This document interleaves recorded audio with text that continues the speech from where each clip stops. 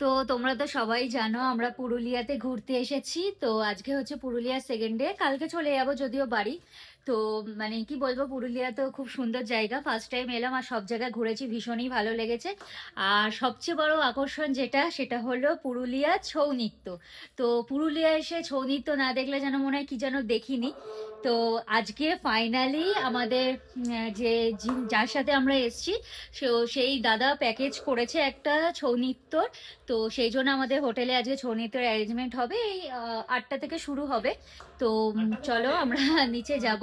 আর ছৌ নৃত্য দেখার জন্য ভীষণ তো এক্সাইটমেন্ট তো রয়েইছে।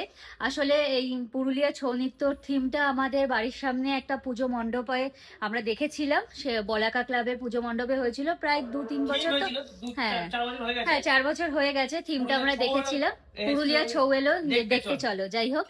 হ্যাঁ, সেটা দেখেছিলাম আর ভীষণই ভালো লেগেছিল। তার পরে কত বছর পরে দেখছি, আর এখানে পুরো পুরুলিয়াতে এসে দেখছি, পুরুলিয়াতে এসে দেখছি। তো ভীষণই ভালো লাগছে এই ব্যাপারটা। তো চলো তোমাদেরকে দেখাই যে তারা সাজগোজ করছে, কিরকম কি ডেকোরেশনটা চলছে, চলো তোমাদের সাথে শেয়ার করি। আর হ্যাঁ, তোমাদের সাথে তো শেয়ার করব এটাও যখন শুরু হবে। এই যে শুনতেই পাচ্ছ, এই দেখো অ্যারেঞ্জমেন্ট চলছে, এই যে নিচে সব সাজগোজ করছে ওনারা, চেয়ার পাতা রয়েছে, সাজগোজ করছে। আর তোমাদের দেখাই, ওই যে দেখতে পাচ্ছ, অন্ধকারে হয়তো আসছে না, কিন্তু ওই যে দেখতেই পাচ্ছ, ওই যে ওরা সব সাজগোজ করছে এইদিকে। এই দেখো ছৌ নাচের সব সাজগোজ করছে। এবার যখন আমরা নিচে যাব, তো এবার যখন আমরা নিচে যাব, তো তখন তোমাদের সাথে শেয়ার করব পুরো ভিডিওর মাধ্যমে, প্লাস লাইভ চলবে, সবকিছুর মাধ্যমে শেয়ার করব। তো চলো, ভীষণ তো এক্সাইটমেন্ট। এই কে দেখতে যাবে? ছৌ দেখতে যাবা? কোথায় যাবা দেখতে? ছৌ দেখতে যাবো আমরা। হ্যাঁ, নিচে যাব, এখন শুরু হয়নি তো বাবা, যাব। তো চলো এখনকার মতো বাই, টাটা।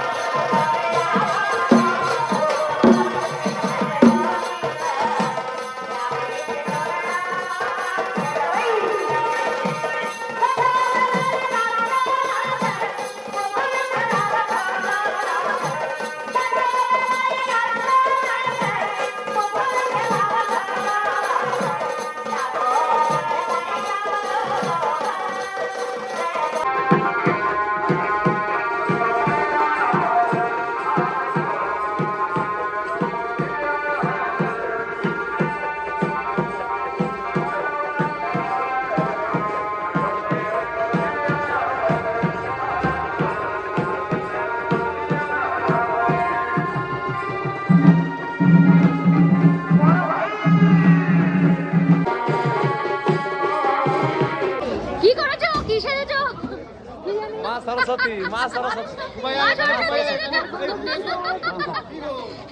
ওটা গিটার বাজাচ্ছ নাকি তুমি? গিটার বাজাচ্ছ? কি সেজেছ? মা সরস্বতী দেখতে পাচ্ছি না, একটা পোকো আছে, পোকো দিয়ে দেখো। মা সরস্বতী, আচ্ছা তালপুর বাজাও। বাজাও দাদা ছবি তুলবো।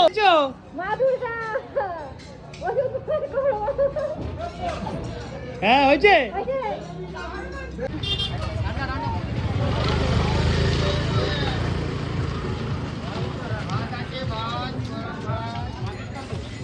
অবশেষে গাড়ি থেকে নামলাম, এখন যাবো হচ্ছে আমরা জয়চণ্ডী পাহাড়।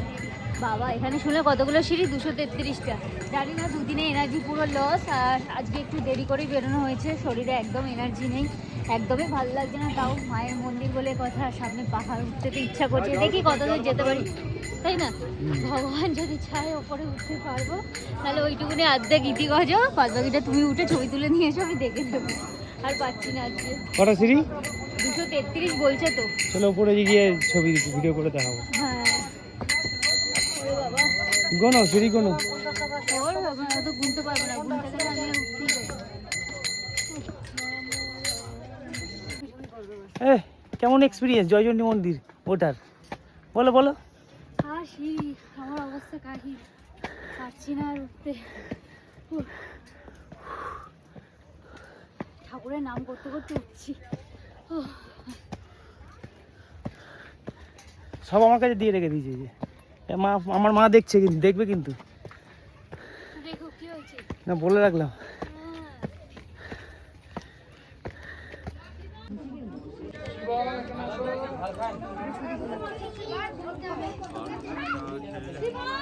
পাহাড়ে উঠে পড়েছি ফাইনালি। 333টা সিঁড়ি টপকে ভিউটা নিয়ে কত উঁচু নিচ থেকে উঁচু দেখো। ওই যে ঠাকুরের নাম করে উঠেছি, ঠাকুরের মন্দির দর্শন করতে যাবো। আর এই ওপরটাই ওই যে মন্দির, দেখো কি ভালো লাগছে। এইদিক ঘুরে বলে শোনা যাচ্ছে না, চারপাশের ভিউটা নিয়ে তো কোনো কথাই হবে না। দেখো পড়ে যাচ্ছি আমি, কি অবস্থা নিচটা। এই যে এই নিচটাকে জাস্ট দেখো কি ভালো লাগছে, তাই না? নিচ থেকে উঠেছি। হ্যাঁ, সত্যি ভীষণ ভীষণ ভীষণ ভালো লাগছে, অসাধারণ।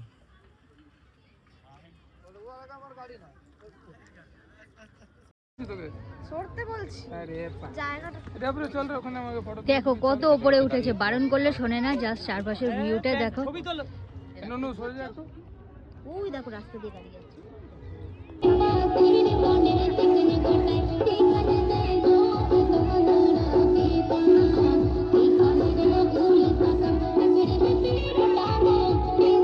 তো ফাইনালি পুরুলিয়াতে 3 দিন কাটিয়ে ফেললাম, আজকে যাচ্ছি বাড়ি। তো আমাদের ট্রেন আছে, এখন বাজে হচ্ছে 8:45, আমাদের ট্রেন আছে 9টা 5-এ। তো 9টা 5-এ ট্রেন ধরে ফাইনালি বাড়ি যাব।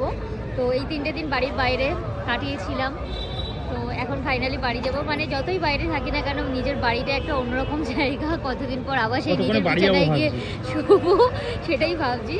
তো চলো, এরপরে আবার কোথায় ঘুরতে যাবো সেই ব্লগ তোমাদের সাথে শেয়ার করব।